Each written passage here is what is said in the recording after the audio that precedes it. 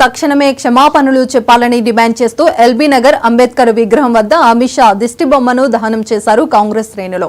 అమిత్ షా బీజేపీలకు వ్యతిరేకంగా నినాదాలు చేశారు. రహదారుల అభివృద్ధి corporation chairman Ramireddy, corporator Darpalli Rajasekhar Reddy, Congress senior నాయకులు జకిడి ప్రభాకర్ రెడ్డి తదితరులు పాల్గొన్నారు.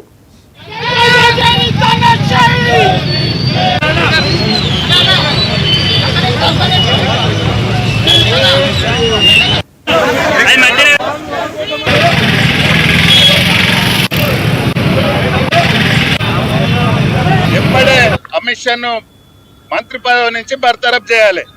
అందుకనే ఈరోజు ఎల్బీ నగర్ చౌరస్తాలో మరి రాజశేఖర్ రెడ్డి గారి ఆధ్వర్యంలో బ్రహ్మాండంగా ఈరోజు అంబేద్కర్ గారికి పాలాభిషేకం చేసి మరి వాళ్ళు మాట్లాడిన మాటలకు అది ఇరుగుడుగా మేము ఈరోజు పాలాభిషేకం చేయడం జరిగింది.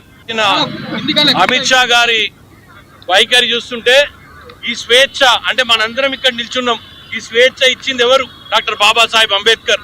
ఈరోజు పదవులలో కూర్చోవడానికి అర్హత కల్పించింది ఎవరు? డాక్టర్ బాబాసాహెబ్ అంబేద్కర్.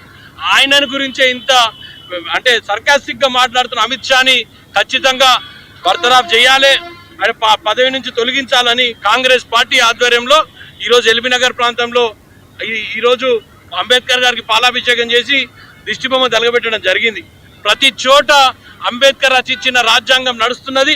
అది ఎట్లైనా కాలరాయాలనే ఉద్దేశంతో డాక్టర్ బాబాసాహెబ్ అంబేద్కర్ రచించిన రాజ్యాంగం కాలరాయాలని వాళ్ళు పన్నాగం పన్నిరు.